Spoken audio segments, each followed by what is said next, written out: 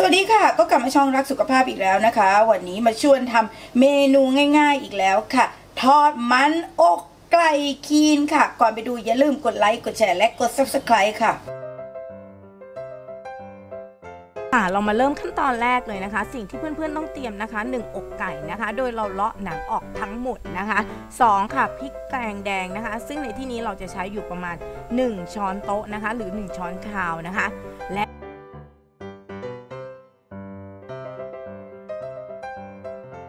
3ค่ะในส่วนของใบมะกรูดหั่นฝอยค่ะ4นะคะถั่วฝักยาวค่ะและเครื่องปั่นนะคะเดี๋ยวเราไปเริ่มกันเลยค่ะขั้นตอนแร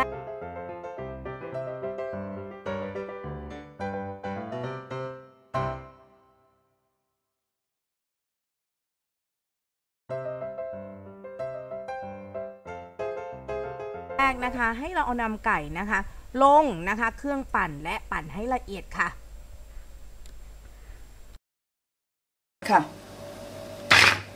ค่อยๆปั่นไก่นะคะ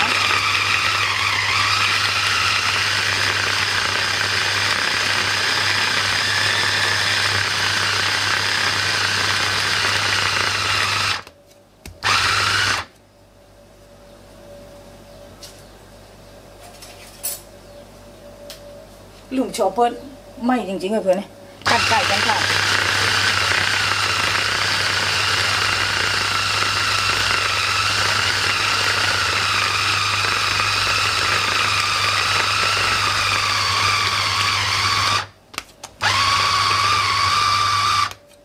นะคะจนกว่าเราจะพอใจเนาะก็ประมาณ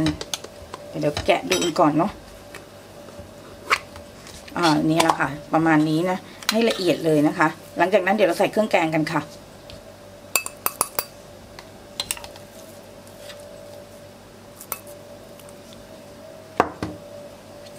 หลังจากนั้นนะคะเราใส่เครื่องแกงกันค่ะแล้วก็ปั่นนะคะแล้วก็ใช้ซอสปรุงรสนิดนึงนะคะที่เป็นส่วนของคลีนนะคะก็จะใส่นะคะในส่วนของน้ำมันหอยนิดนึงนะคะในส่วนของคลีนนะคะน้ำมันหอยนะนี่นะคะใส่ประมาณ1 ช้อนชานะ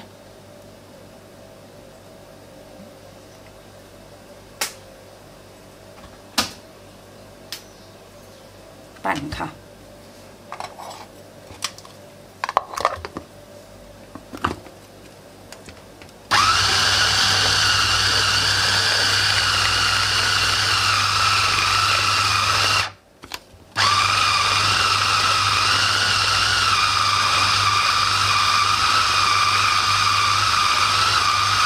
จากนั้นนะคะเราจะเอาออกมาเนาะแล้วก็ใส่ในส่วนของถั่วฝักยาวกับใบมะกรูดหั่นฝอยกันค่ะ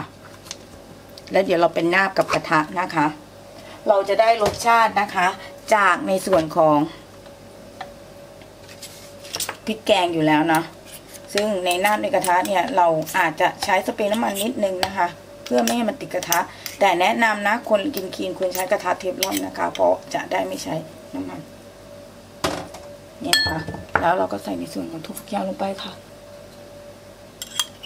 มากน้อยแล้วแต่เราอะใบมะกรูดหั่นฝอยนะคะใส่ลงไปคลุกเคล้าให้เข้ากันค่ะเดี๋ยวเราไปนาบค่ะหลังจากนั้นนะคะเราวางกระทะนิดนึงแล้วก็ใส่น้ำมันนิดเดียวพอค่ะให้เคลือบกระทะนะเพราะว่าเราจะงดใช้น้ำมันกันนะคะ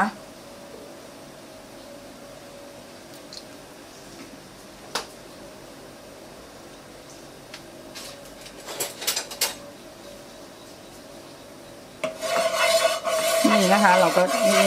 แค่นั้นนะคะแล้วเดี๋ยวเราจะนาบกันนะคะ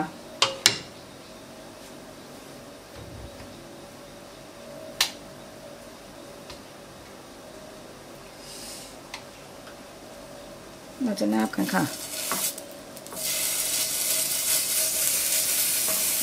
เดี๋ยวเราค่อยๆนาบนะ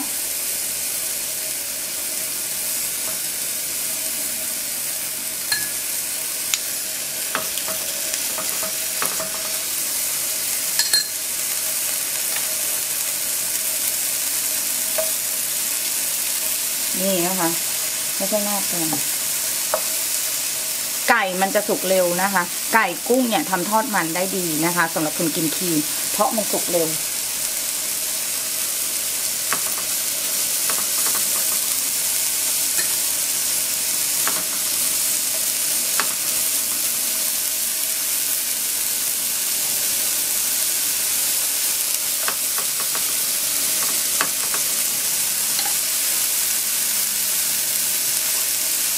จี่บนกระทะกันไม่ยากนะคะแบบนี้เอาค่ะเดี๋ยวเราจะเริ่มนะพลิกกลับด้านนี้นะคะเห็นไหมง่ายไหมคะพอมันเริ่มได้ที่มันจะพลิกกลับได้นะคะเห็นไหมคะ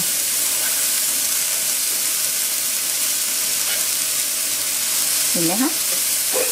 งานนิดเดียวอันนี้สูตรไม่ใช่ค่ะจะเห็นได้ว่ามันสุกแล้วเนาะทีนี้นะคะเห็นไหมหน้ามันก็สุกแล้วทีนี้เดี๋ยวเราไปจัดจานกันค่ะค่ะสำหรับคลิปนี้นะคะทีมงานรักสุขภาพก็ขอลาไปก่อนนะคะเป็นเมนูง่ายๆสไตล์รักสุขภาพนะคะซึ่งบอกเลยว่าอร่อยมากนะคะแถมไร้น้ำมันนะคะก็เจอกันใหม่คลิปหน้าคลิปนี้ลาไปก่อนค่ะสวัสดีค่ะ